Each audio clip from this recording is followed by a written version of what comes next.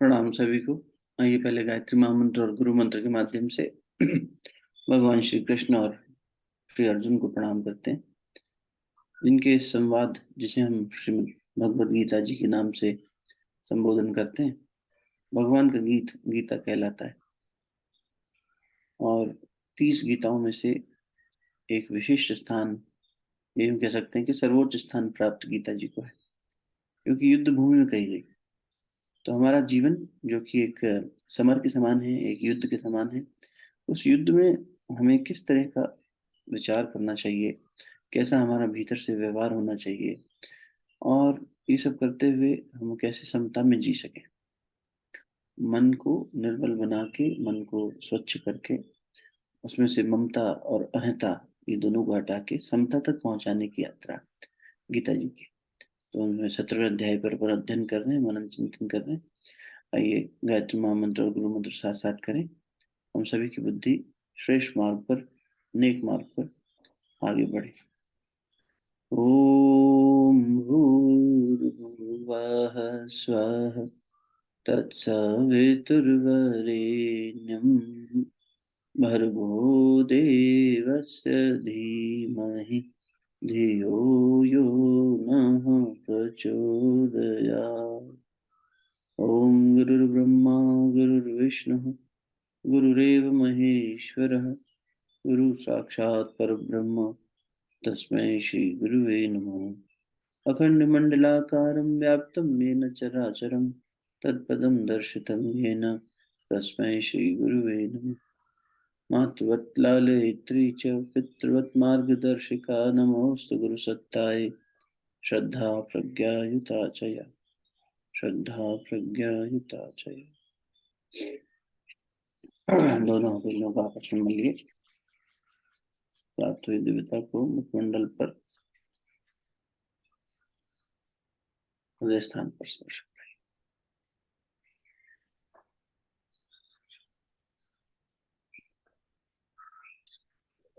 प्रणाम सभी को, पुनः स्वागत, सुप्रभात।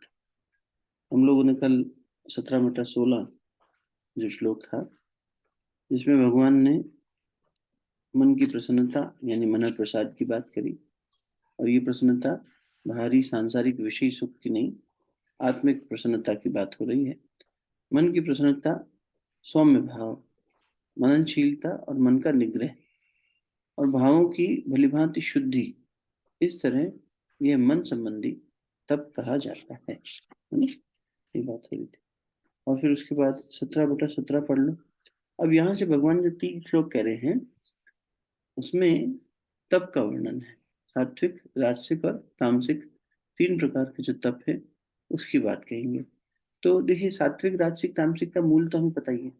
मूल में जो सतगुण की ओर प्रेरित कर रहा है, जो आत्म कल्याण और सर्वस्व कल्याण की ओर प्रेरित कर रहा है, वो सभी इसमें भगवान ने दान की महिमा भी बताई है, तप की महिमा भी बताई है और यज्ञ की महिमा भी बताई है।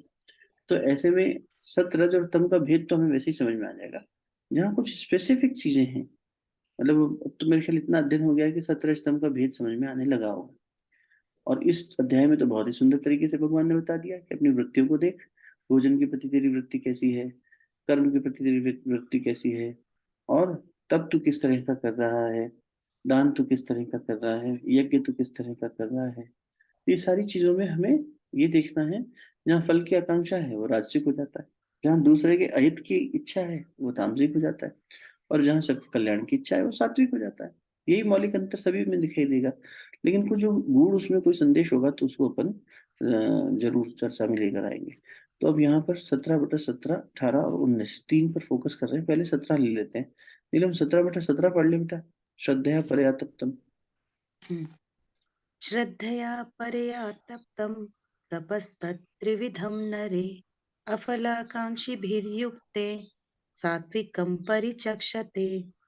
फल को न चाहने वाले योगी पुरुषों द्वारा परम श्रद्धा से किए हुए उस पूर्वोक्त 3 प्रकार के तप को सात्विक कहते हैं।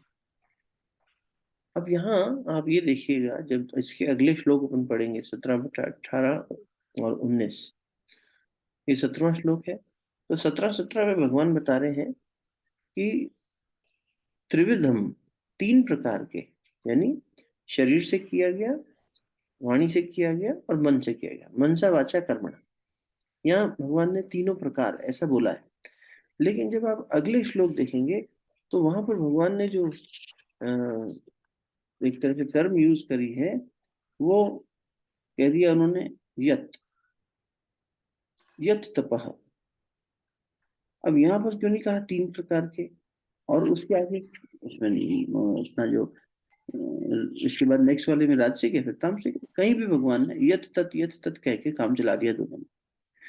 क्यों? कह सकते थे कि तीन प्रकार के ये हैं, फिर तीन प्रकार के अगले हैं, सब में कह सकते थे। म्यूट रखिए। हाँ, तो तीन प्रकार के जो ये यहाँ बात आ रही है, वो इसीलिए कि भगवान ये कह रहे हैं कि शारीरिक, वाचिक और मानसिक, यानी मनसा वाचा कर्मणा, ये जो तीनों तप हैं, ये केवल सात्विक भाव में ही संभव है। ये राजसिक में आंशिक रूप से थोड़े दिखाई दे सकते हैं, तामसिक में तो बिल्कुल ही नहीं। ये तीनों का ही मतलब, कोई जीव, कोई साधक, कोई व्यक्ति अगर ये तीन प्रकार के तप कर रहा है तो उसका मन सतोगुण में प्रवेश करेगा, तभी ये तप संभव हो पाएंगे। अगर वो रजोगुण में उसकी वृत्ति है या तमोगुण में है। रजोगुण और तमोगुण क्या है? यही फल की आकांक्षा करना, और तमोगुण में दूसरे का अहित सोचना, या एकदम तमस में, अंधकार में। तो ऐसे में ये दोनों के अंदर तो ये मनसा वाचा कर्मणा, तीन प्रकार के तप करना संभव ही नहीं। उसके अलावा आप देखो तो 13वां अध्याय जो था अपना, 13वें अध्याय में देखो 13/7 से 13/11। 13वां अध्याय आपको याद होगा, बहुत अच्छे से अपन ने चर्चा करी थी, ज्ञानी के 20 लक्षण। और ज्ञान के 20 लक्षण थे, उसमें जो तप था वो देखो, शरीर से तप करने के लिए भगवान ने कहा था कि शौच यानी शुचिता, पवित्रता, शरीर का तप। आर्जवम, सरलता, और अहिंसा, ये शरीर से किए गए तीन तप के लक्षण हैं। और मानसिक पद तप के लिए भगवान ने क्या कहा था वहां पे? मौन और आत्मनिग्रह।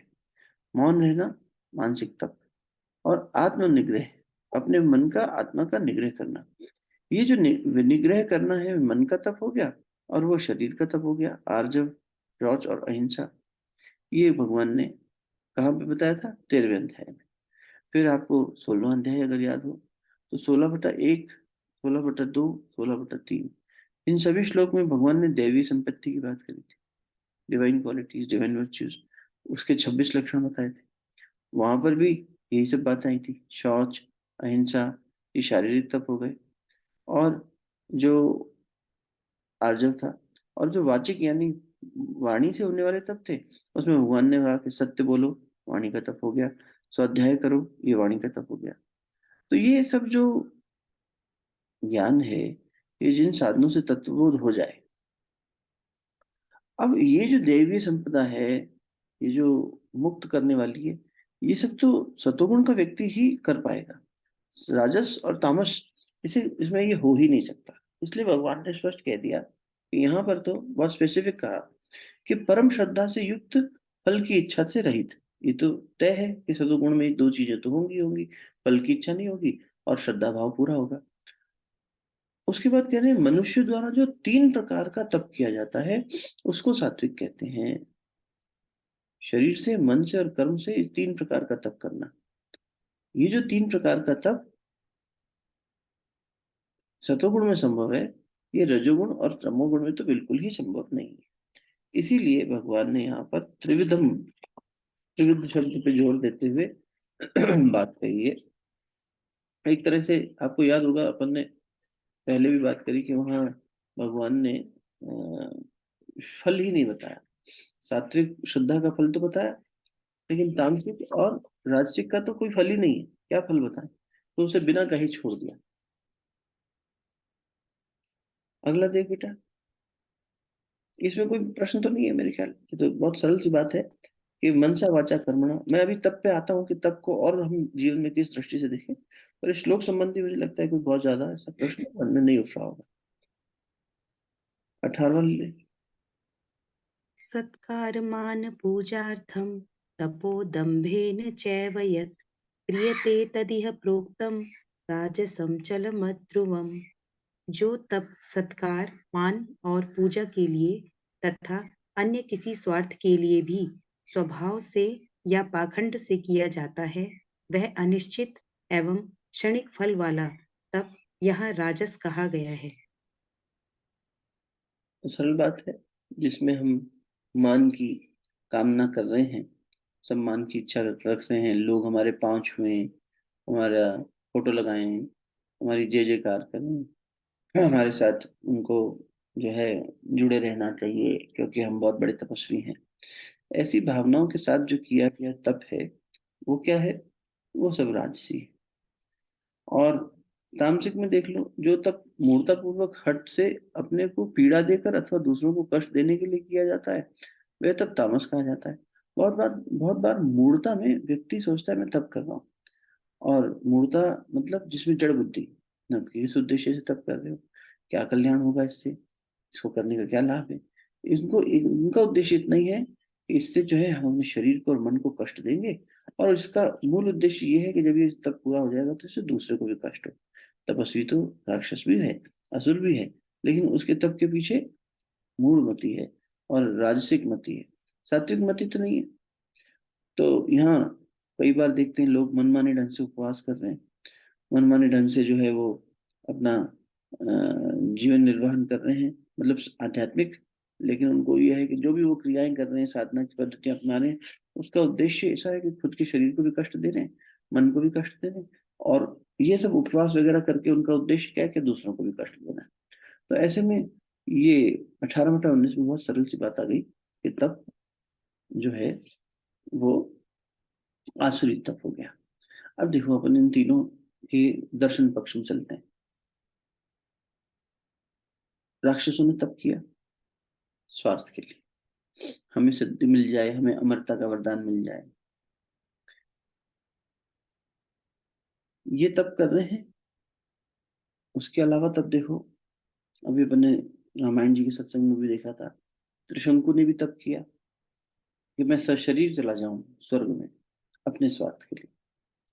भगीरथी ने तप किया मेरे पूर्वजों को भला हो जाए, औरों के कल्याण के लिए, बट मैं से वो मेरे पे आया। और फिर उसको करते करते ये बोध हुआ राजा भगीरथ को, और इसलिए वो तपस्वी हो गए, महान ऋषि हो गए, कि शुरुआत तो उनकी हुई थी मेरेपन से। मेरे पूर्वज जो बंदे हैं, इनका मैं तर्पण अच्छे से हो जाए, इनका वो अच्छे से हो जाए, मुक्ति हो जाए। और कपिल मुनि के श्राप से फंस गए थे सब, घोड़ा चुराने वाला जो प्रकरण था। तो भगीरथ ने शुरुआत तो करी थी मेरेपन से, राग तो था, लेकिन जैसे जैसे शुरुआत करी, वहां से वो होते होते किसमें चले गए? सात्विक गुण में, पूरी तरीके से सतोगुण में। कि मैं सिर्फ अपने पूर्वजों के बारे में क्यों सोचूं, समस्त मनुष्यता के लिए सोचूं। तो उन्होंने अपना तप बढ़ा दिया, और शुरुआत में ये भाव नहीं था, लेकिन बाद में अपनी प्रार्थना में ये भाव भी जोड़ दिया कि हे गंगा माँ, पहले तो ये था कि आप मेरे पूर्वजों को मुक्त करें, आप ही कर सकती हैं। तो आप शिव की जट आप आइए। तो पता लगा कि ऐसे नहीं आ सकती, शिव जी की जटाओं से आना पड़ेगा। तो शिव जी की जटाओं से आइए और शिव जी की भी आराधना करें। करते करते उनको मैं आया कि शिव जी ने तो दूसरों के हित के लिए तप किया, अब शिव भी तप कर रहे हैं। नीलकंठ भगवान ने भी जहर पिया, यहाँ भी तप का एक उदाहरण मिलता है कि भाई सब अमृत के पीछे भाग रहे हैं, सभी चाह रहे हैं कि जो 14 रत्न निकले हैं उसमें मुझे मिल जाए, मुझे मिल जाए, जिसमें लक्ष्मी जी भी निकली, सब निकला, ऐसे कहते हैं ना, वेल्थ निकली, अमृत तत्व निकला, सबके लिए झगड़ा हो रहा है। लेकिन विष निकला, तो उसके निकलने मात्र से ही इतना सब विषाक्त हो गया वातावरण, तो कौन उसको संभाले? भगवान शिव ने कहा हलाहल हम पी लेते हैं। तो ये इतने महान तपस्वी हमेशा तप में ही बैठे दिख रहे हैं, ये भी तप कर रहे हैं। तो भगीरथ जी ने जब तप किया शिव जी का, करते करते उन्होंने देखा कि मेरे तो आराध्य ही इतने तपस्वी हैं, जिन्होंने लोक कल्याण के लिए, जन कल्याण के लिए अपना हलाहल पी लिया। तो मुझे ये सिर्फ मेरेपन तक नहीं सोचना चाहिए। तो उन्होंने प्रार्थना करी, हे गंगा माई, ऐसा भी तो बोल सकते थे, आप आइए मेरे पूर्वजों को मुक्त करिए, फिर आप इच्छा हो रही है नहीं तो चले जाइए। तो उन्होंने कहा नहीं, अब मैं ये प्रार्थना में जोर डालते कहूंगा कि आप आइए और यहीं बस जाइए पृथ्वी लोक पर, और समस्त मनुष्य जाति का कल्याण करिए, और दूसरे प्राणियों का भी कल्याण करिए। कल्याण तो सबका है, लेकिन मनुष्य जाति का इसलिए क्योंकि कर्म वाले हम ही लोग हैं सिर्फ, इसलिए स्पेसिफिकली मनुष्य जाति। बाकी तो भोग योनियां हैं, ये कर्म योनि है। तो अब ये सारे तप के उदाहरण में दिखते हैं। इन्होंने शारीरिक तप भी किया है, मानसिक तप भी किया है, और वाणी का तप किया है। ऊपर से तो दिख रहा है राक्षस भी शरीर से बहुत तपस्या कर रहा है, भूख प्यास सह रहा है, एक पैर पे खड़ा है। रावण के लिए कहा जाता है कि वो अपने अंगूठे की नोक पे खड़ा होके, पैर के अंगूठे पे खड़े होके उसने तप किया कई कई साल तक। शिव जी को कैलाश समेत उठा लेना, ऐसी उसकी शक्ति थी। अपना सर काट काट कर दे रहा है, ऐसी उसकी शक्ति थी। लेकिन आप उसकी दृष्टि देखो, 20 आंखों वाला होके भी उसको कोई दृष्टि नहीं दे पाया। उसके सगे भाई विभीषण कुंभकर्ण को समझाते रहे, उसकी अपनी पत्नी उसे समझाती रही, उसके अपने नाना ने उसको समझाया, पुलस्त ने, कितने लोगों ने समझाया, पर उसको वो दृष्टि, मन दृष्टि नहीं मिली। मन की ये दृष्टि हुए बिना जो तप किया जा रहा है वो तामसिक तप है। चाहे वो शरीर से भी कर रहा है, वाणी से भी कर रहा है, और कर्मणा, मनसा वाचा कर्मणा, तीनों में दिखाई दे रहा है। तो फिर तप की बात कहाँ से निकल के आ रही है कि तब किस उद्देश्य से किया जा रहा है? जब ये पारमार्थिक हित के लिए किया जा रहा है। अब हम अपने जीवन में देखें तो हम, ऐसा तो है नहीं कि अभी हमें भगवान से अमरता का वरदान लेना है और हमें मृत्यु से बचना है तो हमारी वो स्थिति नहीं आई, तो हमने इसके लिए तो तप नहीं किया। लेकिन रोजमर्रा के जीवन में महाभारत कहाँ उतरती है कि हमारे दैनिक जीवन में हम तपस्या करते हैं कि नहीं? बहुत करते हैं। जैसे जीविकोपार्जन के लिए हर व्यक्ति तपस्या करता दिखाई देता है, चाहे वो खेती करने वाला किसान हो, चाहे कोई छोटा मजदूर हो, चाहे कोई स्कूल का अध्यापक हो, चाहे बहुत बड़ी कंपनी का मालिक हो। हर व्यक्ति अपने अपने हिसाब से, चाहे वो किसी और के लिए काम करता हो, चाहे अपने खुद का बिजनेस रन करता हो, या कोई घर ही चलाता हो, तो भी ये सभी तरीके से आप देखो तो इसमें तप है कि नहीं? बहुत तप है। ये बच्चे को संसार में लेकर आना तप है कि नहीं? बहुत बड़ा तप है। ये सारी तपस्या के पीछे भाव क्या है? मन सतोगुणी है, रजोगुणी है, या तमोगुणी? ये संसार में इसलिए मुझे संतान चाहिए कि लोग क्या कहते हैं, या मुझे इसलिए चाहिए कि बुढ़ापे में मेरा सहारा होना चाहिए, बड़ा होकर मेरी सेवा करेगा, मुझे पैसा लेकर दिला के देगा, मुझे संसार में स्थान दिलाएगा। इस उद्देश्य से भी लोग इस अध्याय को अपने जीवन में लेकर आते हैं।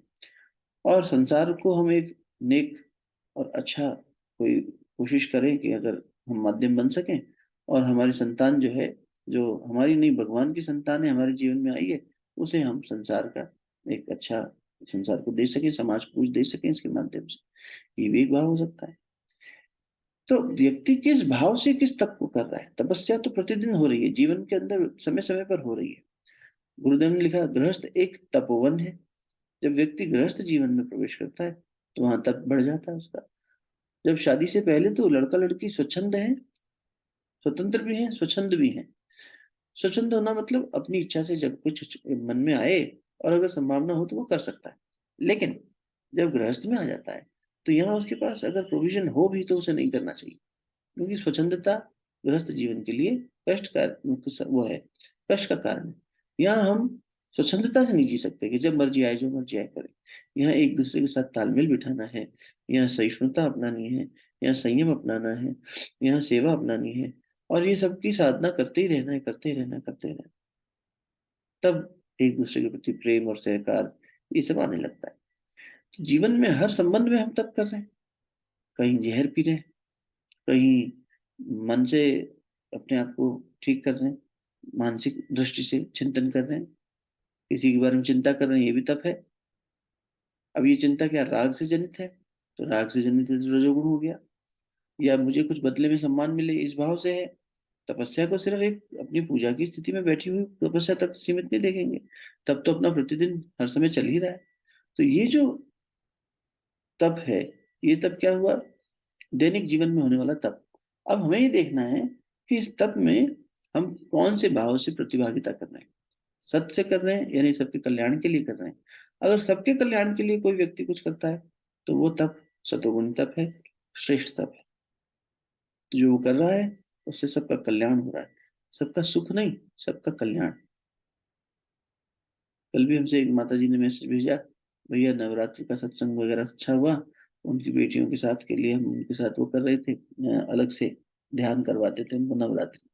तो उन्होंने कहा कि बड़ा अच्छा से हो गया, बस मैं अभी चाहती हूँ कि दोनों बेटियां आपस में एक दूसरे से जुड़ी रहे, छोटी वाली बड़ी के साथ हमेशा जुड़ी रहे।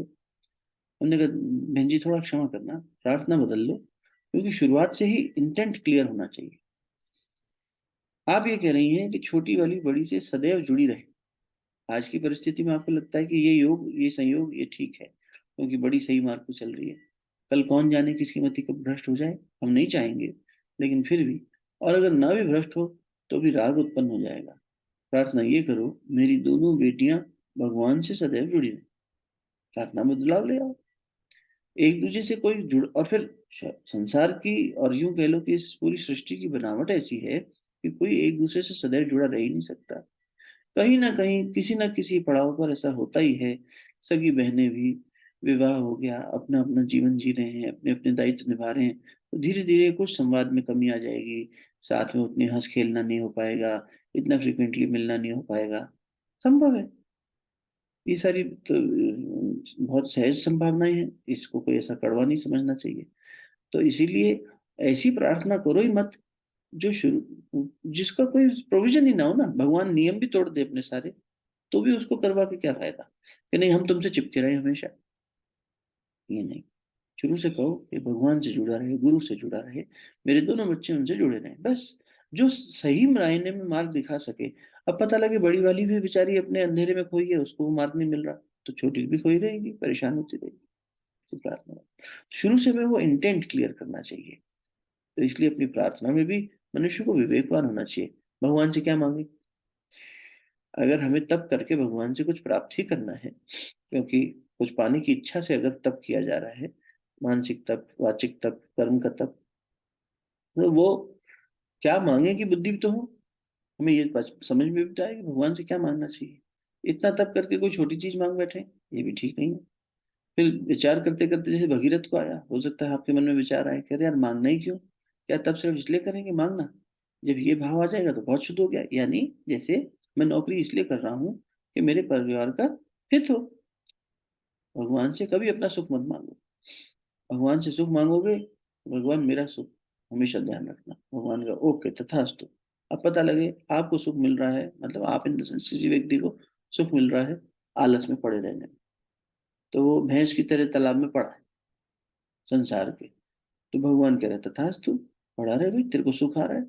प्रगति हुई क्या जीव की, जीवन का उद्देश्य सुख नहीं होना चाहिए, जीवन का उद्देश्य हित होना चाहिए, हित। भगवान या अच्छे माता पिता, अच्छे भाई बहन, अच्छे परिवारजन एक दूसरे का सुख नहीं, एक दूसरे का हित देखते हैं। इसमें हित किसका है, कैसा है, कल्याण हो जिसमें सबका। वहां कहीं अगर श्लोक में या कहीं आप पढ़ते हैं और वहां सुख शब्द आया भी, तो वो हित से जनित सुख है। लेकिन हित में बहुत बार व्यक्ति दुखी भी हो सकता है, पूरी संभावना है। लेकिन उस दुख के पीछे वो कष्ट है जिसके पीछे एक सुख छुपा है, इसीलिए ये दुख उठाना चाहिए। तो वो दुख उठाना तब हो गया ना, जैसे आप योगाभ्यास करते हो, अब या कोई भी ऐसा अभ्यास करते हो, शरीर का व्यायाम करते हो, अब उस व्यायाम से बहुत संभव है कि शरीर में थोड़ा सा कष्ट आए। दौड़ लगाने गए आप, कुछ भी ऐसा किया आपने, कोई जिम जाता है, कोई खेल कूद करता है, व्यायाम करता है, शारीरिक हरकत लाएगा तो शरीर में कष्ट होगा। लेकिन इस कष्ट से शरीर की मांसपेशियां मजबूत हो रही हैं, धीरे धीरे वो दर्द चला जाता है, 2 4 दिन 5 दिन के अभ्यास में। तो ये कष्ट के पीछे छुपा क्या था, एक बड़ा सुख, एक बड़ा हित, इसलिए ये कष्ट उठाया। जब हित के लिए कष्ट उठाते हैं तो वो तब सार्थक है, जब सुख के लिए तप करते हैं तो वो तब निरर्थक है, उसका अर्थ नहीं है। त्रिशंकु ने जब अपनी त्रिशंकु ने अपने गुरु से जाके कहा, वशिष्ठ से मुझे तो जाना है पुण्य स्वर्ग। तो उसके गुरु ने कहा वशिष्ठ जी ने कि भैया तुम तो बड़े अच्छे राजा हो, बहुत अच्छे दानी हो, पुण्य आत्मा हो, तुम यज्ञ करते हो, दान करते हो, पुण्य करते हो, ये जो अपने यहाँ देख रहे हैं सब ये त्रिशंकु कर रहा है। और वो रघुकुल का व्यक्ति है, राम के वंश में हुआ, भगीरथ से पहले। तो उसने क्या किया, उसने बोला मैं सशरीर जाऊंगा, अभिमान ने कहा, उसे अहंकार ने, नहीं मैं जाऊंगा सशरीर, ऐसे नहीं जाऊंगा, दुनिया तो देखे ये रजोगुणी तप, दुनिया भी तो देखे कि हमने कितना तप किया और हम कितने महान हैं। ये प्रोविजन हमारे लिए नहीं होना चाहिए कि शरीर छोड़कर जाओ।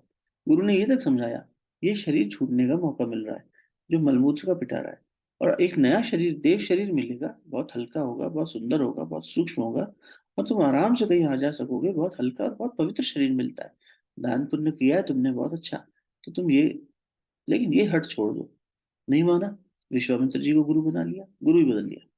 और वहां जाके विश्वामित्र जी को इसलिए बनाया कि वो वशिष्ठ के अपोजिट है, उनका दोनों का आपस में नहीं मेल खाता है, तो इसलिए राइवलरी जैसा था उस समय, वो फेज चल रहा था एक दूसरे के प्रति। वशिष्ठ के मन में नहीं आता था कुछ भी, पर विश्वामित्र जी के आता था, तो उन्होंने उनको गुरु बना लिया। विश्वामित्र जी ने कहा ठीक है, भेज दिया सर शरीर। उन्होंने अपनी उस पर ले लिया कि हम भेज के दिखाते हैं। वहां देवताओं ने उन्हें वापस लटका दिया, धक्का दे दिया, ये जाओ अपने से शरीर लेके, यहाँ पे इस शरीर से प्रवेश ही नहीं हो सकता, ये मलमूत्र का शरीर ले जाओ यहाँ से। तो नीचे गिरने लगे तो उल्टा लटक गए, और गुरु जी करके विश्वामित्र को पुकारा। अब गुरु जी बोला तो वशिष्ठ भी देखे, क्योंकि वो तो गुरु अभी तक मानते हैं, भाई तूने मुझे छोड़ दिया, मैंने नहीं छोड़ा, तो ध्यान तो देता है गुरु। देखा, लेकिन अब वो ये भी देख रहे थे कि विश्वामित्र की लीला है, चलने दो। विश्वामित्र जी ने हवा में रोक दिया। अब तो शंकु उल्टा लटका हुआ है। उल्टा लटके हुए जब बोलने की कोशिश कोई करेगा तो मुंह से लार गिरेगी। उससे एक नदी पैदा हुई, कर्मनाशा। अब कहते हैं ये पौराणिक बात में कि जो कर्मनाशा नदी है, अभी भी है उत्तर प्रदेश में, इस नदी में स्नान करने से सारे पुण्य खत्म हो जाते हैं, और गंगा जी में स्नान करने से सारे पाप खत्म हो जाते हैं। कारण ये बताते हैं दार्शनिक लोग। देखो, एक में तो भगीरथ ने तप किया सबके कल्याण के लिए। जब सबके कल्याण के लिए तपस्या की जाएगी, सबके कल्याण के लिए यज्ञ दान इत्यादि किया जाएगा, मन कर्म वचन से व्यक्ति अच्छा श्रेष्ठ कार्य करेगा, सभी के कल्याण के लिए। सर्वे भवन्तु सुखिनः सर्वे सन्तु निरामया। वहां सुख शब्द किससे है? कल्याण जनित सुख, श्लोक में जो आता है। सुख का मतलब ये नहीं है कि भैया इनका सुख तो इसमें है कि मेरे घर वालों का, रत्नाकर डाकू के घर वालों का सुख किसमें था? वो अच्छा कपड़ा पहनने में। उसकी पत्नी को बड़ा मजा आता था गहने पहन के, सुंदर लगती थी, और उसे भी सुख मिलता था अपनी पत्नी का लावण्य देख के। उसका बेटा बड़ा खुश होता था, अरे पिताजी जैसा कोई नहीं, देखो हमारे लिए कितनी अच्छी अच्छी चीजें लाते हैं। तो उसको मान सम्मान मिलता था। और उसके पिताजी, बूढ़े पिताजी को भी जितना उनका समय था उस हिसाब से आनंद मिल रहा था।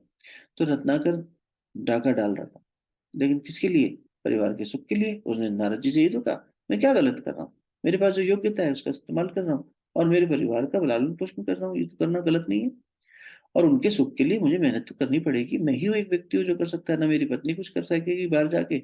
बेटा और बूढ़ा बाप, ये लोग से क्या उम्मीद करूँ? तो इसलिए वो बेटा बड़ा हो जाएगा, चलो तब देखेंगे। इसलिए अभी तो मुझे ही करना है, और मेरी जो योग्यता है मैं वो कर रहा हूँ। आप बताइए इसमें क्या गलत है? वो सुंदर प्रश्न था। तो उन्होंने कहा कि तेरे जो कर्म है उसमें ये साझा नहीं होंगे, वो है कथा। लेकिन वहां पर भी वो हित के लिए नहीं कर रहा है। उनका हित किसमें है भाई? सिर्फ पैसा और गहना और सुंदरता और ये सब अच्छा पहन लेना करना, ये तो सुख सभी को देता है, लेकिन इससे हित तो नहीं हो रहा। इससे तो वो और आसक्त हो रहे हैं, सब कुछ हो रहे हैं। और वही हुआ, जब उसने पूछा तो समझ में आ गया कि वास्तव में तो कोई किसी के साथ नहीं चल सकता। तो ये प्रार्थनाएं ठीक होनी चाहिए। तो शंकु की लार में जो लालसा, हमें जो मिलता संदेश वो क्या है? अब कोई आदमी हवा में उल्टा लटका है, नदी बनी कि नहीं बनी वो अलग बात है, लेकिन मॉरल ऑफ द स्टोरी पे ध्यान दो। वो ये संदेश दे रही है कि यदि व्यक्ति के अंदर श्रेष्ठ कर्म करने के, करता है तो श्रेष्ठ कर्म है, लेकिन उस कर्म करने के पीछे कामना है, लालसा है, उसकी लार से लालसा, लालसा को अपन लार से ना मुंह में लार लार आ जाती है। जैसे अपन किसी भोग की चीज सोचेंगे, विशेष रूप से भोजन संबंधी, तो मुंह में पानी आ जाता है। ये जो लार आ रही है, इसी को लालसा कहते हैं। और वृत्ति किसकी है? ये आ ही इसलिए रही है कि पीछे लालसा की वृत्ति है आपके अंदर। अगर अभी उपवास करने वाले लोग हैं आप लोग, आपने किए भी बहुत सारे अनुष्ठान करते हो, कोई 40 दिन कर रहा है, कोई हर एकादशी को सिर्फ पानी पे रह रहा है, कोई नवरात्र कर रहा है, सब कर रहा है। आपने देखा होगा कि वही व्यक्ति, जो वही हमारा शरीर, जिसके अंदर मुंह में पानी आ जाता है किसी अमुक व्यंजन को या रेसिपी को देख के, खाने को देख के, जब हम उपवास मोड में होते हैं, मन की वृत्तियां उस तरफ नहीं जाती, क्योंकि मन की वृत्ति नहीं गई तो शरीर भी प्रतिक्रिया नहीं करेगा।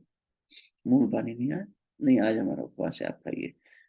बन भी रहा है तो कोई दिक्कत नहीं, धीरे धीरे करते करते उसकी, पहले तो भोजन देखने से तो आ ही जाता है, लेकिन सुगंध से भी तो आ जाता है ना, अरे वाह, बड़ा अच्छी खुशबू आ रही, क्या बन रहा है, चलो।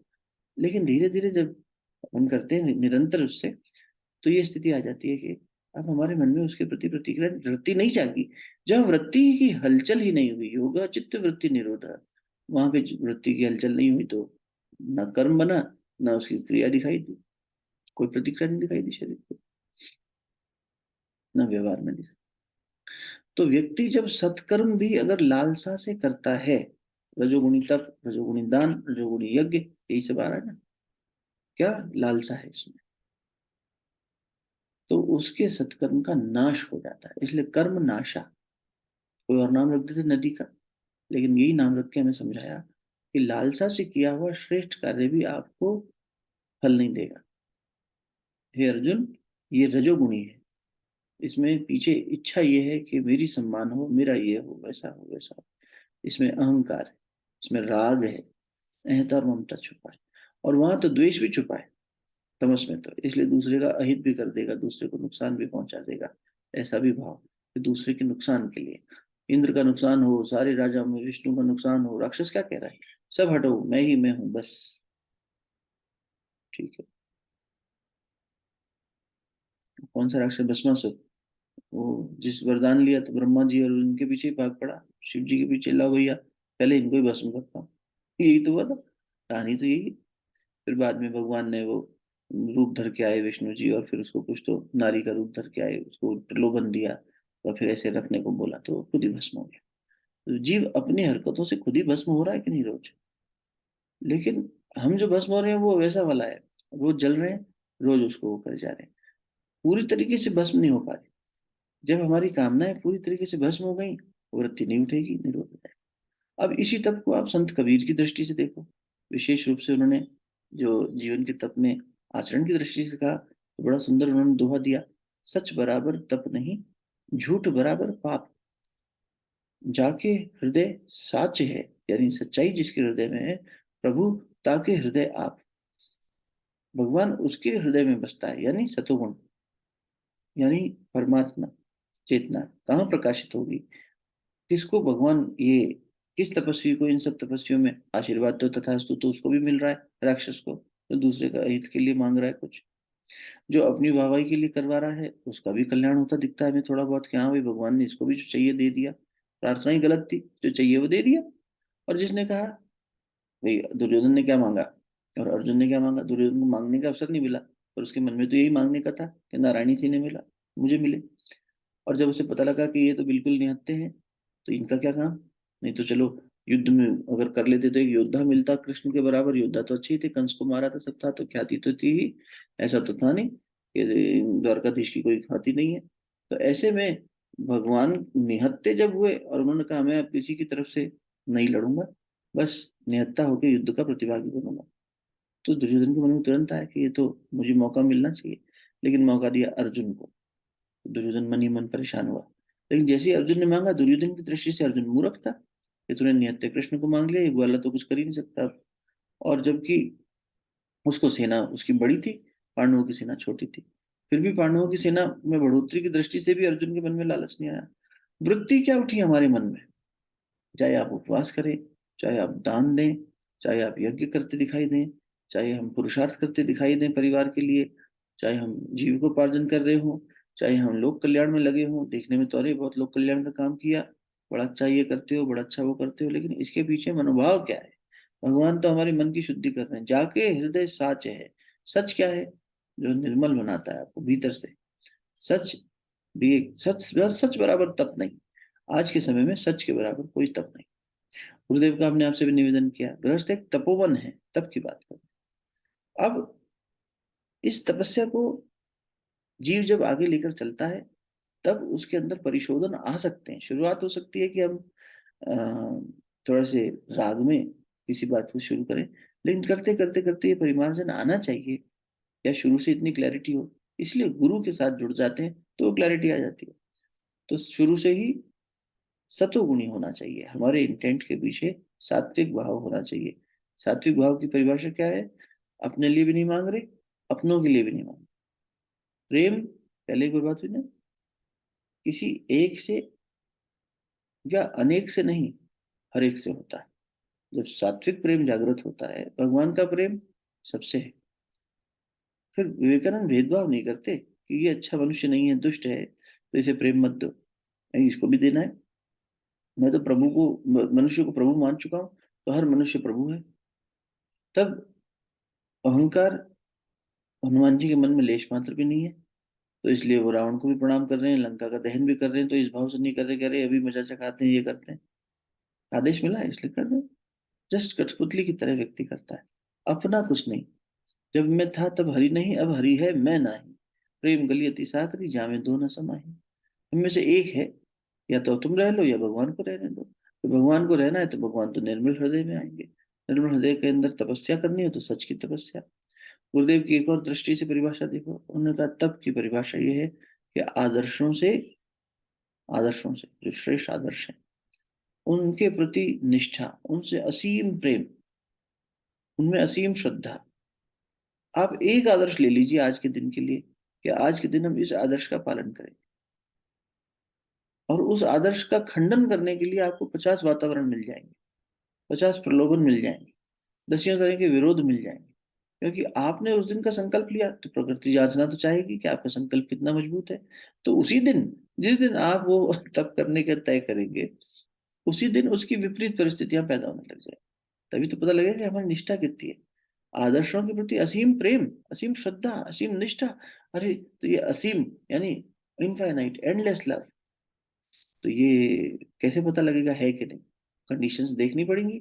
आप अगर खुद को एक रिसर्चर की तरह देखें, तो मैं एक शोधकर्ता जो अपने अंदर शोधन करना चाह रहा है, साधक क्या है, आत्मशोधन करने में तो लगा है मन का, तो शोधन करने वाला व्यक्ति शोधकर्ता हो गया। अब आप एक रिसर्चर की तरह जब देखोगे तो you would also like to come up with research जिसमें हार्डेस्ट पॉसिबल टेस्टिंग हो जाए, and then you will say कि मेरा नल हाइपोथेसिस वेरीफाई हो रहा है, नहीं हो रहा है, मेरी रिजल्ट का आउटकम ये है।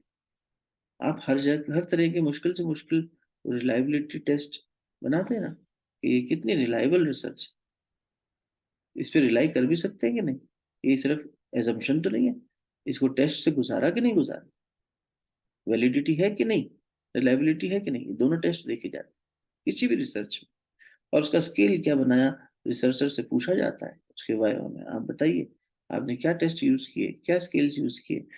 पता लगे ऐसे छोटी छोटी सिचुएशंस यूज करी हमने, और हमने कहा देखिए हम तो, हमारा तो तब सही है, हमने ठीक किया, हमने जो सोचा था आज उसका पालन किया। अरे सिचुएशन ही नहीं आई, क्या पालन किया? थोड़ी मुश्किल परिस्थिति आए, जब पालन हो जाए तब बताना। तो थोड़ा कंसिस्टेंटली देखो, शाबाश अभी अच्छा किया, लेकिन दिस इज टू प्रिलिमिनरी, अभी और टेस्ट करिए, फिर रिसर्च को आगे बढ़ाइए, थोड़ा और पकाइए, तब देखेंगे। वैसे ही जीव अपने आदर्श के लिए जब कहीं भी खड़ा होगा, किसी भी आदर्श के प्रति खड़ा होगा, तो ये तपस्या तो करनी दिखनी पड़ेगी।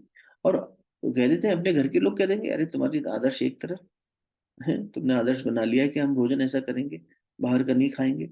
देखो उसी दिन घर वाले प्लान बना लेंगे, उसके 2 दिन के अंदर अंदर घर वाले चाहेंगे चलो बाहर खा के आए, चलो मस्ती करके आए, चलो घूम के आए। अरे मम्मा तुम तो हमारे साथ कहीं मूवी देखने नहीं जाती, अरे पिताजी आप तो हमारे साथ कहीं इधर वो नहीं जाते। और फिर उसके अंदर जाना अगर कभी हो, क्योंकि कभी कभी ऐसी स्थिति आएगी जहाँ आपको एक व्यवहारिक अध्यात्म, गुरुदेव ने कहा व्यवहारिक अध्यात्म होना चाहिए, तो ये भी व्यवहार भी अपनाना है। मनसा वाचा कर्मणा, कर्म से ऐसा भी नहीं हो जाना है कि अरे परिवार वाले बिल्कुल ही परेशान हो जाए। तो ऐसे में फिर आप बीच का रास्ता भी निकालते हो कभी कभी, कि चलो चल लें, लेकिन कान में रुई का फुआ डाल लें भैया सिनेमा हॉल में, तुम देखो बैठ के, हम तो अपना कुछ कान में ईयर प्लग लगा के सुन रहे हैं। ऐसे लोग भी हमने देखे। अरे आप क्या कर, आपको तो जाना पड़ा मूवी मूवी देख, हम बाहर से देखने वाले लोग क्या कहेंगे, अरे देखो आगे से तो इतना वो हो रहा है, ये तपस्वी हूँ, अब देखो घर वालों के साथ पिक्चर देखने गया है। वैसे तो हम इतना भाषण करता है कि मैं गुरु जी का चेला हूँ, मैं तो ये सब मनोरंजन में विश्वास नहीं रखता। तो ऐसे हमारे जीवन में घटना घटी। एक सज्जन थे, हमारी दुर्बुद्धि ने सोचा, हमने कहा ये तो मूवी देखने जाते हैं। फिर हमने उनसे जब रूबरू हुए, मुंहफट थे हम तो पूछ लेते थे, हमने कहा यार आप तो कहते हो कि आप चले गए मूवी देखने, तो मुस्कुरा दिए। अब ये देखो तब है, वो व्यक्ति ने अच्छा श्रेष्ठ कार्य किया, हमने उस पर इल्जाम लगाया, और वो व्यक्ति तब भी मुस्कुरा रहा है। आदर्शों में जब वो पालन कर रहा है, तो जब संघर्ष हो रहा है तब भी वो मुस्कुरा सके। जब तुम हर स्थिति में मुस्कुरा सको समझो तुम तपस्वी हो। हर स्थिति में जो मुस्कुरा रहा है, मुस्कुराना मतलब भीतर से प्रसन्न है, वो सहज है, वो तपस्वी है। तो जब बाद में हमें भूल समझ में आई, हमने सब समझा जो ठाकुर रामकृष्ण कहते हैं, किसी की पद्धति को कभी तुम उंगली मत उठाओ, तुम अपने पे ध्यान दो। किसी के पास जो पथ पे वो चल रहा है और जो मेहनत कर रहा है उसका कभी उपहास मत करो, किसी की भक्ति का उपवास मत करो, किसी के आदर्श का उपवास मत करो, किसी की जीवनचर्या का उपवास। अरे ये तो तामसिक है, अरे ये तो राजसी, देखो हमने देखा है, पिक्चर देखने गए थे और देखिए उन्होंने कितनी सुंदर चीज करी, बोले कभी कभी जाना पड़ा। कोशिश तो है कि ये बिल्कुल बंद हो जाए, लेकिन इससे फिर बाद में जो क्लेश पैदा होता है मेरे आचरण की वजह से घर में, वो भी ठीक नहीं हो रहा था। तो सोचा चले जाए, लेकिन वो ईयर प्लग लगा के प्रवचन सुन के आए 3 घंटा, 1 1.5 घंटा सुन रहे हैं धीरे धीरे। हाँ बेटा कुछ चाहिए खाने को, मैं अभी लेके आता हूँ, तू बैठ, पॉपकॉर्न लेना है, ठीक पॉपकॉर्न। वो अपना बाहर से ले गए, 10 मिनट और अपना प्रवचन सुन के आ गए। भाई सिगरेट पीने वाला भी तो उठ के जाएगा थिएटर से कि तुम पिक्चर देखो मैं सिगरेट पी के आ रहा हूँ, चुपचाप चुप जाएगा, चुप चोरी छुपे पी आएगा। और अगर चोरी छुपे नहीं पीनी है, घर वालों को पता है, तब भी वो बाहर जाके ही पीनी पड़ेगी, नो स्मोकिंग जोन में है अभी। तो ये साहब उसके बहाने से उठ के चले जाते थे, मैं आ रहा हूँ अभी, सिगरेट विगरेट नहीं, कुछ लाना है, हाँ ठीक, वो अपना वो सुनने। तो करने वाले के लिए कितने प्रावधान है। संसार में तुम व्यवहारिक अध्यात्म अपनाते हुए कहीं ना कहीं रास्ता निकालते हुए भैया तालमेल तो बिठाना ही पड़ेगा। गुरुदेव कहते थे मछली की चाल चल, मछली की चाल। मछली सामने कुछ आता है, इधर हो जाती, कभी इधर हो जाती, कभी इधर हो जाती, गति नहीं रुके तेरी, कभी धीरे हो गए कभी तेज हो गए, रुकना नहीं। और धीरे चलते रहना, चरे व्यती, धीरे धीरे धीरे धीरे पहुंच जाना। और ये जब ऑब्स्टिकल्स आएंगे तो मछली की तरह बेटा चाल करना सीख, थोड़ा दाएं बाएं होना पड़ता है, लेकिन उसमें अपने आदर्श से डिगना मत। समाधान निकालना, भगवान से प्रार्थना करना, भगवान में क्या करूं। और जब परिस्थिति इससे ऊंची उड़ जाती है तो फिर हमने आपसे ऐसे निवेदन भी किए हैं। आपको शायद याद हो, अभी हमने बताया था थोड़े दिन पहले, हमारे बहुत अच्छे मित्र लखनऊ में, उनके पिताजी बड़े अच्छे वकील, दादाजी बहुत बड़े वकील रहे, वो खुद वकील है। पिताजी सुबह से लेकर जो उनकी भोर होती है 4 बजे से, वो अपना दैनिक कर्म से निवृत्त होते हैं, पूजन में बैठते हैं, कोई बात नहीं करते। दुर्गा के उपासक हैं, वो तो दैनिक उनका चलता ही है। मतलब 20 माला रोज चलती है, दुर्गा सप्तशती का पाठ रोज होता है, रोज मतलब रोज होता है, एक बार का पाठ करना ही 2 2.5 घंटे 3 घंटे लग जाते हैं, अगर कोई निरंतर करना जानता है तो। नहीं तो उसको पढ़ने में इतना समय लग जाता है। तो वो सब करके वो 9 बजे तो अपना फिर मौन खोलते हैं, तब जल लेते हैं। उससे पहले कुछ नहीं, अब शरीर उन्होंने बना लिया वैसे। और सालों से अभ्यास है, आज से नहीं, 15 साल से हमें ही हो गए देखते हुए, जब से उसके संपर्क में आए। तो पापा का सुबह मौन रहता है। और वो ये बताते हैं हमने तो बचपन से कभी सुबह पापा की वाणी नहीं सुनी, सारे कर्म करते हैं। ऐसा नहीं है कि सिर्फ पूजा के घर में बैठ गए। अब जब सब बच्चे बड़े हो गए हैं, तो ठीक है, वो अपना उन्होंने इंटेंस कर दिया। और ये व्यवहार है, आपको जीवन में देखना है।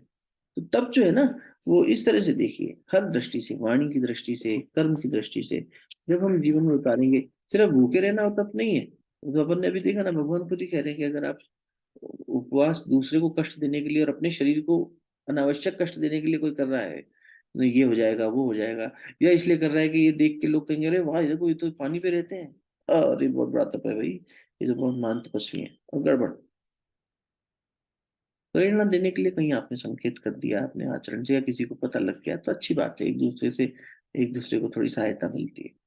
लेकिन अपना नाम यश के लिए अगर उस कामना से कर रहे हो, भगवान को तो पता है क्या भाव है क्या नहीं है। तो बड़ा सुंदर है कि जब आप हर स्थिति में प्रसन्न रहना सीख जाएं, तब आप तपस्वी मानिए।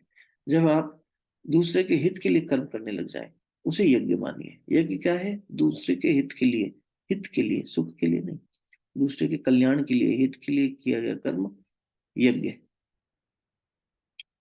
जब हम इसको करते हैं, उसके अपने औषधीय गुण हैं, उसके अपने उस कर्मकांड से हमारा भाव शुद्ध होता है, इसलिए वो भी करना चाहिए। लेकिन बहुत सारे लोग अगर वही करते रहे, मान लीजिए कोई ऐसा व्यक्ति है जो पूजा पाठ कर रहा है, यज्ञ कर रहा है, लेकिन जीवन के आचरण में नहीं उतार रहा, तो गुरुदेव तो बार बार इसी पे जोर देते थे, हम लोग आपसे इसी के लिए निवेदन करते रहते हैं कि जीवन साधना ज्यादा जरूरी है। आपकी साधना आपकी जीवन साधना को पोषित करती है। तो इसलिए गुरुदेव ने उपासना, साधना, आराधना तीनों पे जोर दिया कि भगवान के पास बैठकर उपासना मतलब कुछ डेवलप करो, फिर साधना मतलब उसे कंट्रोल करना सीखो, और फिर आराधना मतलब उसे यूटिलाइज करना सीखो।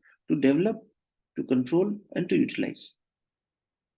सो first you develop divine virtues जो आप में है, हम सब में है। Every soul is potentially divine. The goal of life is to manifest the divinity into reality. Vivekananda ji ने बात कही, बात सही भी है। हर आत्मा दिव्य है, हर एक में दिव्यता की पॉसिबिलिटी है, लेकिन उस देवत्व को जगाना पड़ेगा। गायत्री मंत्र वही तो कर रहा है। गायत्री मंत्र का पहला चरण क्या है? 3 पद है गायत्री के, 3 पैर। पहला चरण क्या है? ओम भूर्भुवः स्वः छोड़ दीजिए, तत्सवितुर्वरेण्यम, उपासना है। हम उपासना करते हैं, वर्ण करते हैं। क्यों करते हैं? ताकि हमारी डिविनिटी जागे। ठीक है, वर्ण करने से डिविनिटी जगी, लेकिन असुरत्व का नाश हुआ और डिविनिटी जगी, तो अगले में वही है, भर्गो देव से धीमहि। अब बुद्धि जागृत होने लगी, देवत्व जागृत होने लगा, और जो भर्ग यानी जल गया, जो अशिव था, साधना, उपासना, साधना, कंट्रोल करना सीखो। जो देवत्व जागृत हुआ उसे भी ठीक से नहीं संभाला तो वो देवत्व भी मार देगा। रहीम जी की एक बहुत अच्छी चौपाई है, हमें याद नहीं, बाबा बहुत सुनाते हैं कि लहर में जब तक नाव है समुद्र में, किनारे पे आ जाती है, तो कभी कभी जो नाविक है वो लापरवाह हो जाता है। वो सोचता है कि अब तो किनारा लग गया, और उसका ध्यान भंग हो जाता है। अभी बहुत ध्यान से पूरे मझधार में चला के आया है, लेकिन किनारे आते आते उसे समझ लगता है कि वो तो पहुंच गया। लेकिन एक लहर, जब तक तुम पूरी तरह किनारे नहीं पहुंच गए, अंत में पहुंचते पहुंचते भी एक लहर आई और नाव पलट गई। इसलिए वो सतर्कता अंत तक रहनी चाहिए। जो देवत्व है वही जला देगा। देवता नहीं देखते अपन कितनी बार इतने, ये जो बनते हैं सीरियल्स भगवान की लीलाओं पर, उसमें जब देखो इंद्र देवता ही तो है। अभी आपने पढ़ा होगा इसमें, अपन रामायण जी के ऊपर कर रहे थे जब सत्संग, चित्रकूट में राम, तो उसमें बात आई थी, यही बात आई थी कि ज्ञान दीपक जो व्यक्ति जला रहा है इतनी मेहनत करके, और जब वो प्रकाशित हो गया और ज्ञान दीपक अंदर स्थापित हो गया, यानी अंदर का अब दीपो भव, बुद्ध भगवान कह रहे हैं, और दीपक जला। लेकिन वो दीपक जलने के बाद क्या, तो वो कह रहे हैं कि भैया अभी दीपक को सुरक्षित भी करना पड़ेगा। जैसे आप दीपक जलाए, आपने बहुत अच्छा दिया जलाया, साफ सुथरा, और हवा का झोंका आ सकता है खिड़की से, आपने उसको नहीं बंद किया तो आ जाएगी ना। अब हवा आवश्यक है, मान लीजिए, तो आप क्या करेंगे, उस दीपक को चारों तरफ से सुरक्षित कर देंगे, कांच का गोला रख देंगे, उसके ऊपर एक ढक्कन रख देंगे, ताकि पंखा चल रहा है या कुछ और हो रहा है तो उससे ये दीपक की ज्योति अस्त ना हो। करेंगे ना ये समझदारी। वही बात है, ज्ञान दीपक जल तो गया, लेकिन इसको फिर फर्दर सुरक्षा देनी पड़ेगी। नहीं तो वहां तो स्पष्ट लिखा है तुलसीदास जी ने कि उसके बाद माया आएगी, खूब सारी सिद्धियों का प्रलोभन देगी, व्यक्ति वहीं खो जाएगा, अरे वाह अहम ब्रह्मस्मि, मुझे तो मिल गया। देखो रावण यही तो बर्बाद हो गया कि उसका ज्ञान तो था, लेकिन उसके अंदर भक्ति नहीं आई, 20 आंखों से भी भगवान को नहीं देख पाया। आदमी एक आंख से काम चला लेता है, वो 20 से नहीं चला पाया। फिर उसके बाद वहां लिखा हुआ है, इंद्रियों के जो देवता हैं, हर इंद्री का एक देवता है। अग्निदेव आंखों को देखने में मदद कर रहा है, पृथ्वी सूंघने में मदद कर रही है, हर एक को है ना। तो ये आकाश तत्व से हम सुन पा रहे हैं। ये सारे जो तन्मात्राएं जिसे अपन कहते हैं, ये क्या है, इंद्रियों के शक्तियां हैं, इंद्रियों की देवता है। अब ये इंद्रियों के देवता इतने प्रबल होते हैं, दूसरे अध्याय में गीता जी में भगवान बोल चुके हैं, हे अर्जुन, स्थित प्रज्ञ व्यक्ति जिसकी प्रज्ञा जागृत होने लगी और एक स्थिति में पहुंच गई, वह स्थित प्रज्ञ हो गया। यानी वो एक ऐसी अवस्था में आ गया है, पर अभी समता में नहीं है, न्यूट्रलिटी में नहीं है, प्रज्ञा में स्थित हुआ है। अभी प्रज्ञा प्रगाढ़ नहीं हुई, लेकिन इस स्थिति में भी ये संभावना होती है कि अगर वो चूक कर दे तो अंतिम पल में उसकी नाव पलट सकती है, किनारे पहुंचते पहुंचते भी वो डूब सकता है। ये इंद्रियां उसे डुबो लेंगी, इसकी इंद्रियों की जो देवता है ये खींच के वो ज्ञान दीपक को बुझा देंगे। उसमें ऐसा लिखा है तुलसीदास जी ने कि जैसे ही हवा चली तो वो बाहर इंद्रियों के झरोखे खोल देंगे, ये कामनाओं की हवा अंदर आ जाए, वासनाओं की हवा अंदर आ जाए। इसलिए अहम शुद्धि हुई नहीं, तो बड़े बड़े साधकों ने अपने जीवन में ये लीला करके दिखाई। विश्वामित्र जी के जीवन में ये लीला दिखती है, नारद जी के जीवन में ये लीला दिखती है, ब्रह्मा जी के जीवन में ये लीला दिखती है कि इन्होंने खुद ही उसमें आ गए, हम मैंने बनाया है, मैं तो मेरे जैसा कोई काम क्रोध का विजेता नहीं। तो भगवान ने इनके अहम को उस तरीके से गलाया ना, नाश किया। वही बात है। तो हम वहां पहुंचकर भी नीचे गिर सकते हैं। क्या हमें लगा कि हम तो पहुंच गए, गड़बड़ हो सकती है। स्थित प्रज्ञ व्यक्ति की प्रज्ञा भी, ये इंद्रियों के देवता, तो देवता झगड़ा करते दिखाई दिए ना, ये देवता नीचे गिरा रहे हैं, ये देवता, तो देवता से मतलब ये जो देव शक्तियां हैं, क्योंकि जो शक्ति बाहर के संसार के लिए बनी है वो तो बाहर ही खींचेगी, बार बार खींचेगी ही। इसलिए हर पल सतर्क रहना है। वो सतर्कता ऐसी नहीं है कि आप, हाँ भाई हम सतर्क हुए, हम एक स्थिति में पहुंच गए, अब लापरवाह हो गए। तो ये जो साधना से, भर्गो देवस्य धीमहि, जो देवत्व जागा, इसको धियो यो न प्रचोदयात् अगर नहीं किया, हम सब की बुद्धि, प्रार्थना ही बदल दी वहां पे ऋषि ने, अंत में कह दिया, जोर दे के कहा हम सबकी बुद्धि, मेरी बुद्धि नहीं, हम सबकी बुद्धि उस सुख स्वरूप, हिंदी में भावार्थ, उस सुख स्वरूप, परमात्मा सुख स्वरूप। लेकिन यहाँ सुख से कल्पना ये मत करना जो सांसारिक सुख है। अभी अपन मन प्रसाद कल बात करें थे ना, मन प्रसाद, जो संसार से मिलने वाला सुख है वो शाश्वत नहीं है, क्षणिक है, अध्रुव है। एक शब्द ये भी आता है, ध्रुव मने जो अटल है, हमेशा है, ध्रुव तारा कभी नहीं हटा। ऐसे अध्रुव मने जो, तो जो संसार से मिलने वाला है वो तो ध्रुव नहीं है, ध्रुव सत्य तो नहीं है वो। जो ध्रुव है यानी जो सत्य सदैव है, अच्युत है, उसके साथ जब जुड़ते हो, जो प्रसाद तब प्राप्त होता है, उस आनंद को मन प्रसाद कहा। तो वो जो सुख स्वरूप है, जो आनंद स्वरूप है, वो जो दुख नाशक है, वो जो देव देव स्वरूप है, वो जो पाप नाशक है, उस श्रेष्ठ तेजस्वी परमात्मा से हम प्रार्थना करते हैं, उपासना में मांग रहे हैं, प्रार्थना जुड़ रहे हैं और प्राप्त कर रहे हैं कि वो हमारे भीतर के देवत्व का जागरण करे और हम सब की बुद्धि को नेक रास्ते पर बलपूर्वक प्रेरित करे। अगर नहीं चले तो बल भी इस्तेमाल करे, लेकिन बाई हुक और by crook, not only mind, everybody's this deep inner intelligence should get associated with the higher self, और वो सब एक ही दिशा में चले, नेक रास्ते पे चले। कितनी सुंदर प्रार्थना, उपासना, साधना, तप है। तो जीव को ये देखना चाहिए कि हमारी प्रार्थना ठीक हो, हम जो मांग रहे हैं वो सही हो, और अगर बुद्धि नहीं हो तो मत मांगो। यही कह दो, भगवान जो आपको ठीक लगे, जो मेरे हित में हो सो कर देना। मेरे हित में अगर आपको लगता है, मैं अपनी मेहनत कर रहा हूँ, इंटरव्यू देने जा रहा हूँ, मैं पूरी मेहनत कर रहा हूँ क्योंकि मुझे इसकी आवश्यकता है नौकरी की, पर तुम्हें लगता है कि ये मेरे हित में नहीं है, तुम तय करो भाई, मैं कौन होता हूँ जानने वाला। मुझे नहीं पता मेरा संस्कार कौन से कॉलेज में पढ़ाई करने का है, कौन से शहर में जाने का है, आज से उस 5 साल बाद उस कॉलेज की क्या वैल्यू होगी, उसकी डिग्री की क्या वैल्यू होगी, उस पढ़ाई से मुझे क्या प्राप्त होगा, मुझे नहीं पता। यही बच्चियां जिनकी मैं अभी बात कर रहा था कि मेरी छोटी वाली बड़ी से जुड़ी रहे, छोटी वाली के कॉलेज के रिजल्ट आ रहे हैं, यूएस में रहती है, वहाँ रिजल्ट आ रहे हैं उसके कॉलेज के, 5-6 कॉलेज के रिजल्ट आने हैं एक हफ्ते में। तो उसको ये है कि अरे रिजल्ट अच्छा है, मतलब होता ही बच्चे को रिजल्ट की चिंता होती है। तो उनकी माँ, वो बहन जी ने कहा, भैया प्रार्थना करना कि उसका रिजल्ट अच्छा है, रिजल्ट उसका हो जाए। मैंने कहा ये प्रार्थना मैं नहीं कर सकता कि उसका हो जाए, उसके रिजल्ट जो कॉलेज से आ रहे हैं, यदि उसके हित में हो तो हो जाए। मेरा काम आपको खुश करना नहीं है ना, मेरा काम तो ये है कि भाई जो सही है वो आपको बता दूं, नहीं तो गलत हो जाएगा। तो इसलिए हम क्या जाने कि उसके जो 5 रिजल्ट इस हफ्ते में आने हैं, व्यक्ति को लगता है शुरू में ही सक्सेस आ जाए, ज्यादा ऑप्शंस आ जाए। बहुत बार निराशा होते होते अंत में कोई रास्ता निकल के आता है, फिर अपने वो मन का नहीं होता, मन में तो ये था यहाँ जाए, लेकिन जाने का अवसर मिला दूसरी जगह, तो व्यक्ति उसमें मन मन में सोच के जाता है, कहता है अरे यार मुझे नहीं चाहिए था ये, तो मैंने तो वो सीट मांगी थी, मुझे ये सीट मिल गई। अरे इसी में एक्सेल कर सकता है जीव को। ये तो ये हमारे कौन से संस्कार हैं, कहाँ जाके परिणित होंगे हमें नहीं पता।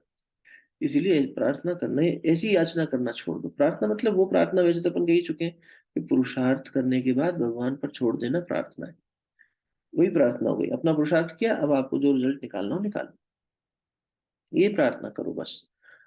ये याचना करना कि नहीं हमारा ये रिजल्ट अच्छा आ जाए, हमारा अमुक ये फायदा हो जाए, अरे पता नहीं उसके पीछे नुकसान हो जाएगा तो। छोटे बच्चे को तो फायदा दिखेगा ना, 2 चम्मच आइसक्रीम और खाने को मिल जाए, 2 चम्मच ये खाने को और मिल जाए, सॉस चाटता रहेगा प्लेट में, सब हरकतें करेगा। लेकिन उस छोटे बच्चे को ये समझ नहीं आ रहा है कि अब इसका इसमें अहित है, और वो मांगता रहे और माँ देती रहे। तो आप कहेंगे मूर्ख है क्या माता, उसको तो समझ में आना चाहिए था, बच्चा तो नादान है, अगर उसने मांग भी लिया तो वो ना देती। तो वो तो मूर्ख नहीं है भैया, सर्वसमर्थ है। वो तो देगा ही तब जब उसे लगेगा कि ये हम पचा सकते हैं, ये हमारे हित में है, नहीं तो नहीं देगा। तपस्या करके जब हम अपने पचाने की प्रमाणिकता भगवान को दे देते हैं, हाँ इसमें तपोबल है, ये पचा लेगा। महापुरुषों के साथ कम अन्याय हुआ क्या, भक्तों के ऊपर कम कष्ट आए क्या, गुरु जी को लोग मारने आए, बाकायदा पंडों ने भेजा कि जाओ इनको मारो, चाकू लेके आया, उसने खूब कोशिश करी। महात्मा दयानंद स्वामी जी जिन्होंने आर्य समाज की स्थापना करी, कहते हैं उनको विष दे के मारा गया था, और वो तपस्वी थे, विष रोक लिया गले में, बोले हमारा ये ग्रंथ पूरा नहीं हुआ है, इसमें भगवान के लोक कल्याण की बात है, भगवान से परमिशन लेके हम योग सिद्धि से थोड़े दिन रुक जाते हैं। 4-5 दिन रुके, फिर उन्होंने उसको नीचे पहुंचा दिया, मृत्यु हो गई, वर्ण कर लिया मृत्यु का। योगी तो इच्छा से मृत्यु का वर्ण करता है, इसमें कोई अतिशयोक्ति नहीं है कि अरे ये ऐसे कैसे हो सकता है। हर हर योगी ने करके दिखाया है कि अपनी इच्छा शक्ति से अगर उनके पास ये है स्थिति। स्वामी विवेकानंद ने घोषणा कर दी थी जा रहे हैं, अब से इतने दिन बाद चले जाएंगे, पहले ही संकेत कर दिया। तो ये सब क्या है, ये तो कोई, ये सब संसार में जब ये लोग आए हैं तो कितना कष्ट उठाया इन्होंने, तब किसके लिए कर रहे हैं, औरों के कल्याण के। अवतार तो आ ही हमारे कल्याण के लिए रहा है। गुरुजी ने तो कहा बेटा कोई आने को तैयार नहीं था, धकेल के भेजा गया है कि जाओ अब जाना ही पड़ेगा। तो हमने कहा ठीक है हम जाते हैं फिर। नहीं तो ऐसा कलयुग आ गया है कि बड़े बड़े जो श्रेष्ठ अवतार आ चुके उनकी आत्माएं वो आने को तैयार नहीं है, अभी नहीं आ रही। तो ये क्या है, ये दूसरे के कल्याण के लिए तो कर रहे हैं ना सब, यही तो शिवत्व है, इसी को समझना है। ठीक है, तो हमारी साधना में ये जब दान की बात आ रही है, जब तप की बात आ रही है, जब यज्ञ की बात आ रही है, दूसरे के कल्याण के लिए किया गया कर्म यज्ञ है। हर स्थिति में प्रसन्न रहना, हर स्थिति में परमात्मा के न्याय को समझ पाना, ये तप है। फायदे नुकसान में नहीं कि फायदा हुआ तो भगवान बहुत हमारे पर कृपालु है और नुकसान हुआ तो भगवान को ही गाली दे रहे। तो वास्तव में ये तप और दान, दान क्या है, इदम न मम, मेरा कुछ नहीं है। हम कौन होते दान देने वाले, हमारा कुछ है ही नहीं। दान तो वो दे जिसको पास हो, तेरा हो और तू दे रहा हो, तब तो तू दान की क्लेम भी करके मैंने दान दिया है, भले ही तो कितनी इनकम टैक्स की रसीद ले ले, उसकी वहां थोड़ी ना वो है। बेटा तेरा था ही क्या जो तूने दान दिया, सब कुछ तो पहले से परोसा हुआ था। हाँ चल तेरे पास पहुंचा और तूने उसे लोगों को बांटा, अब तू ये कहना चाहता है मैंने दान दिया, तो जैसे माँ बाप बच्चे को प्रोत्साहित करते हैं, हाँ शाबाश शाबाश बहुत अच्छा किया बहुत अच्छा किया। तो भगवान प्रोत्साहन के लिए यहाँ कह रहे हैं कि दान इदम न मम, तेरा तुझको अर्पण, मेरा नहीं है। तो तुझको अर्पण मतलब संसार को अर्पण, उस भाव से जो दिया जाए वो दान है। और उसमें भी जब ये इच्छा रखी जाए कि मुझे वाहवाही मिले प्रशंसा मिले, वो राजसिक दान हो गया। और उसमें जब तीसरे तरह का तामसिक दान हो गया। तो ये सभी जगह आपको भगवान ने इस पूरे अध्याय में, भक्ति से शायद बात शुरू हुई थी, तो उन्होंने सतोगुण, रजोगुण और तमोगुण की व्याख्या वृत्ति के आधार पर, मनोवृत्ति के आधार पर देखने के लिए कही है। बस बढ़िया है, आज का विराम लेते हैं। अभी एक क्लास भी शुरू करनी है, फिर हम लोग अगले शनिवार रविवार नहीं बैठ पाएंगे क्योंकि रिट्रीट शुरू हो जाएगी। तो अगला वीकेंड तो उसमें जाएगा, तो गीता जी के लिए तो थोड़ा सा रुक के मिलना पड़ेगा। और बाकी विवेकानंद जी साहित्य जो है वो कल सोमवार को कर लेते हैं, परसों मंगलवार को कर लेते हैं, उसमें क्यों छोड़े भाई, जितना मौका मिले उतना करते रहना चाहिए। फिर उसके बाद रिट्रीट होगी तो वहाँ नेटवर्क भी नहीं है और वहाँ परिस्थिति भी ऐसी नहीं होगी, परिस्थिति तो खैर बन सकती है, कोशिश करेंगे, चलो लेके तैयारी से चलेंगे, बाकी भगवान जाने।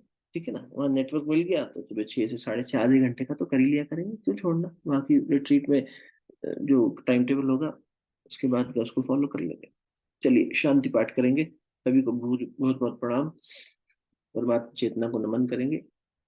यही प्रार्थना, कल्याण की प्रार्थना, शांति पाठ में हमेशा कल्याण की प्रार्थना होती है। सबका कल्याण हो, सब जगह शांति व्याप्त हो, सभी का अंतर्मन शांत हो, इस भाव से वैदिक शांति पाठ। ओम द्यौ शांति अंतरिक्षं शांति पृथ्वी शांतिरापः शांतिरौषधयः शांतिः वनस्पतयः शांतिर्विश्वे देवाः शांतिर्ब्रह्म शांतिः सर्वगं शांतिः शांतिरेव शांतिः सामा शांतिरेधि। ओम शांति शांति शांति, सर्वारिष्ट सुशांतिर्भवतु। ओम नमोऽस्तु सहस्रमूर्तये सहस्रपादाक्षिशिरोरुबावे सहस्रनाम्ने पुरुषाय शाश्वते सहस्रकोटियुगधारिणे नमः।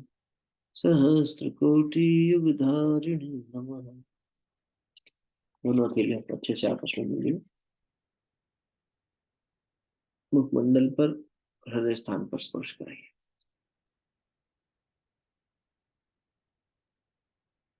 बहुत बहुत साधुवाद।